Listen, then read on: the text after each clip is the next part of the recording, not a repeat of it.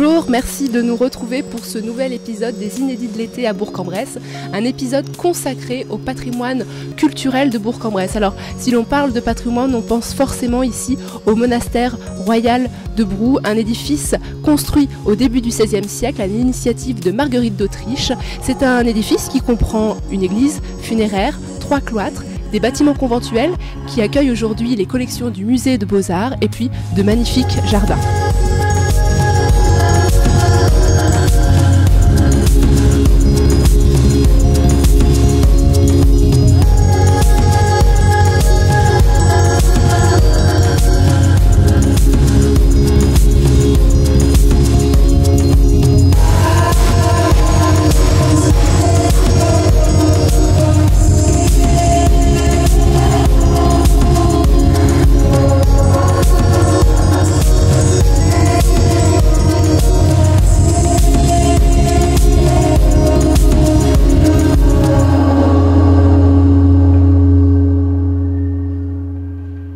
Nicolas Bouilleux, bonjour. Merci de nous recevoir dans ce lieu exceptionnel. Vous êtes chargé de communication ici au monastère royal de Brou. Nicolas, qu'est-ce que c'est un monastère royal? Est-ce que vous pouvez nous raconter brièvement l'histoire de ce chef-d'œuvre?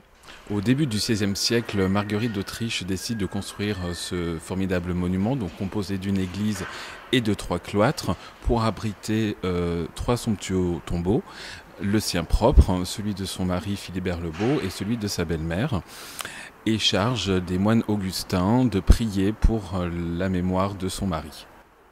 D'accord. Alors, donc il se compose, on disait, d'une église funéraire, de 3 cloîtres, des bâtiments conventuels qui abritent les collections du musée municipal de Beaux-Arts. Ça fait beaucoup de choses, il y a des visites guidées. Et pour les enfants, qu'est-ce qu'on peut faire avec des enfants ici ? Alors pour les enfants, nous avons un petit livret qui permet de suivre Alaric, un jeune moine rentré à l'âge de 9 ans à l'abbaye. Et donc les enfants pourront ainsi déambuler dans l'ensemble du monument, répondre à 2-3 questions et comprendre un petit peu comment était la vie à cette époque pour un jeune novice. D'accord.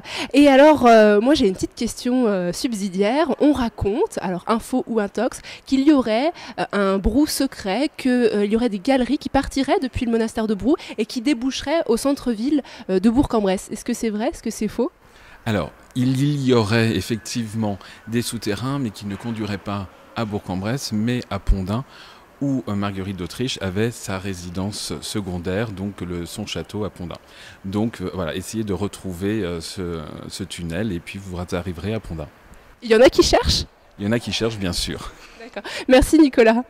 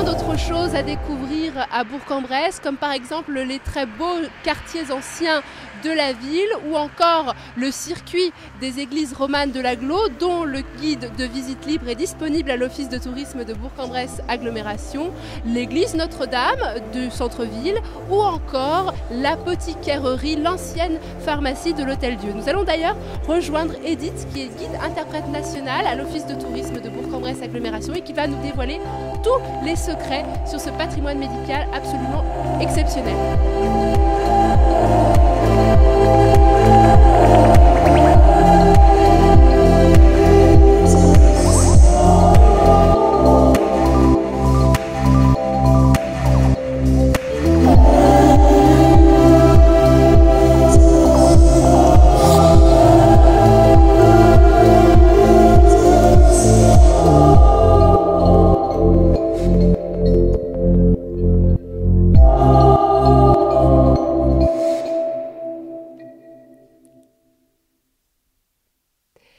Edith, bonjour. Vous êtes guide-interprète à l'Office de tourisme de Bourg-en-Bresse Agglomération. Merci de nous recevoir. Nous sommes ici dans l'enceinte de l'Hôtel-Dieu, dans une apothicairerie. Alors, derrière ce nom savant, qu'est-ce qui se cache? Qu'est-ce que c'est une apothicairerie? Est-ce que vous pouvez nous expliquer un petit peu? Alors, apothicairerie, c'est un mot ancien qui nous vient du grec et qui signifie au départ une simple boutique qui, petit à petit, se spécialise pour celui qui vend les herbes, les plantes médicinales.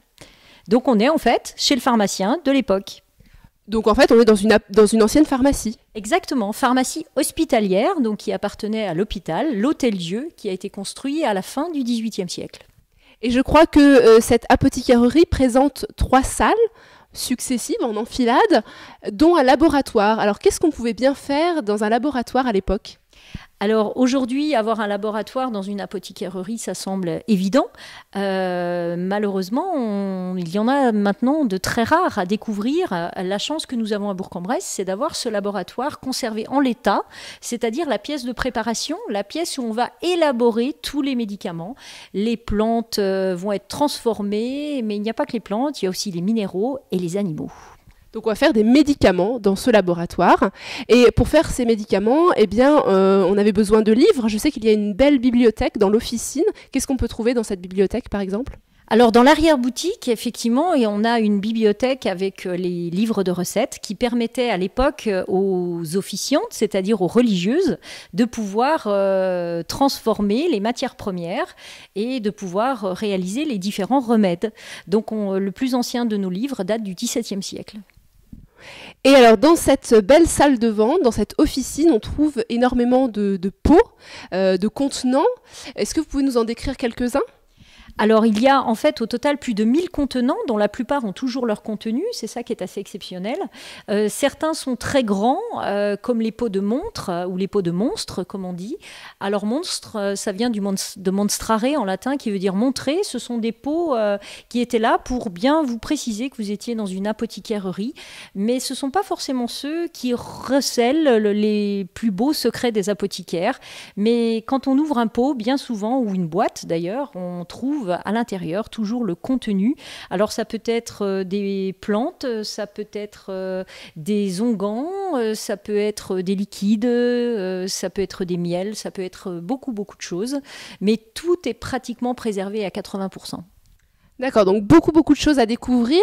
Et alors, pour les enfants, j'ai entendu parler d'un petit fifrelin. Est-ce qu'on peut, par exemple, avec des enfants, découvrir l'apothicairerie de Bourg-en-Bresse ? Tout à fait. Alors avec les enfants, c'est rendez-vous avec Harry Potter. On se retrouve dans les secrets d'apothicaire et les enfants s'immiscent donc dans ces mystères d'autrefois et on va découvrir eh bien comment on soignait les gens, comment on soulageait les gens à travers les plantes, à travers les différents remèdes. Alors on utilise par exemple la réglisse qui est une référence pour les enfants, mais ça a bien d'autres vertus que de faire plaisir au palais des pitchous. Et puis voilà, on a du citron, on a des oranges, on a... Ah, ça c'est plus pour les grands, on a aussi de l'opium. Merci Edith Mouton. Eh bien écoutez, moi je crois que je vais prendre une petite pilule en attendant.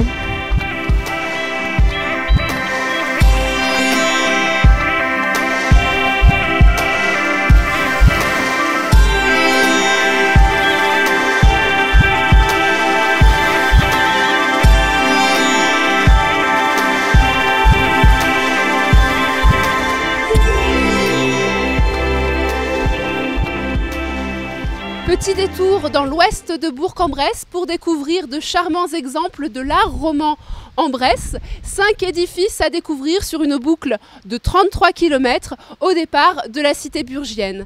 Par exemple, cette belle église de Vendin, une église du XIIe siècle dont la particularité est cette galonnière en bois qui protège la façade et notamment le tympan. Le tympan de forme semi-circulaire qui date du XIIe siècle et qui est classé depuis 1911. Ce tympan nous présente notamment un Christ en majesté dans sa mandorle qui est soutenu par 2 anges. Et juste en dessous, nous pouvons découvrir la fameuse Seine. Allez, suivez-moi, nous rentrons à l'intérieur.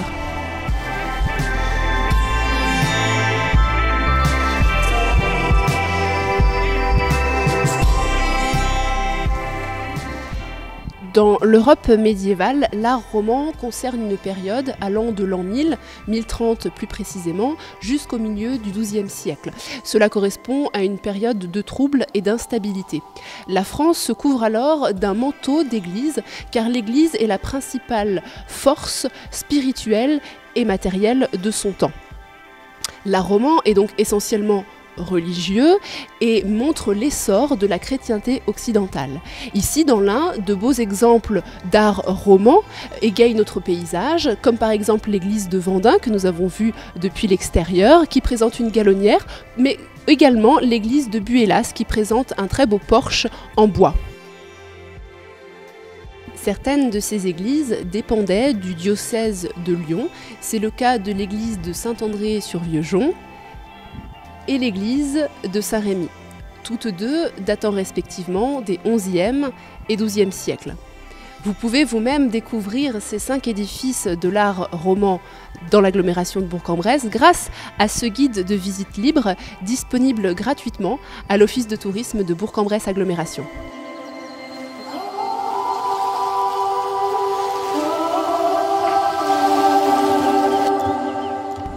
À peine le temps pour moi de me rafraîchir et nous sommes déjà dans le centre-ville de Bourg-en-Bresse. Bourg-en-Bresse qui révèle un riche patrimoine qui balaye toutes les périodes historiques importantes de notre territoire. On commence par le Moyen-Âge et les magnifiques maisons à colombage de Bourg-en-Bresse qui sont extrêmement bien conservées. Par exemple, celle qui est juste derrière moi, elle date de 1496, donc fin du XVe siècle. Elle est faite de torchis et regardez ces pans de bois extrêmement bien conservés. Alors, si on parle du Moyen-Âge, on pense forcément à la magnifique porte des Jacobins, qui était la porte d'entrée du couvent des Dominicains, qui fut édifiée en 1437.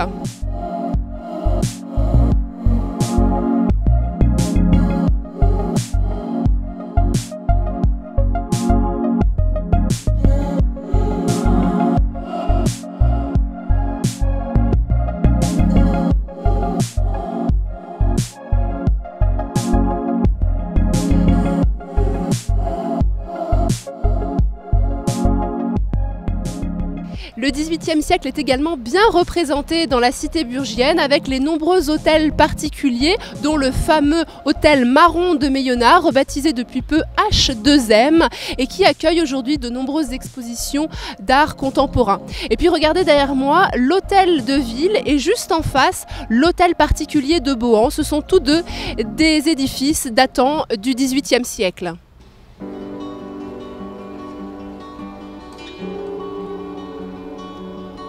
Autre bâtiment du XVIIIe siècle, l'Hôtel-Dieu et sa fameuse apothicairerie qui présente une belle collection de pots en faïence et de belles boiseries de style Louis XV, Louis XVI.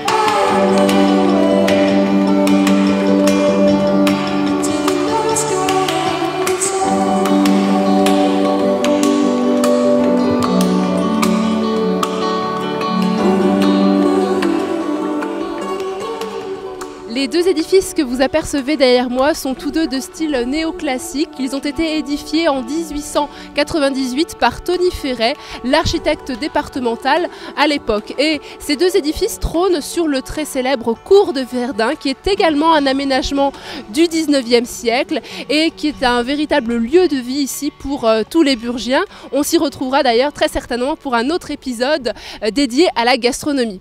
Voilà, je vous remercie de votre attention. Cet épisode dédié au patrimoine de Bourg-en-Bresse touche à sa fin et on se retrouve très vite pour un prochain épisode des Inédits de l'été.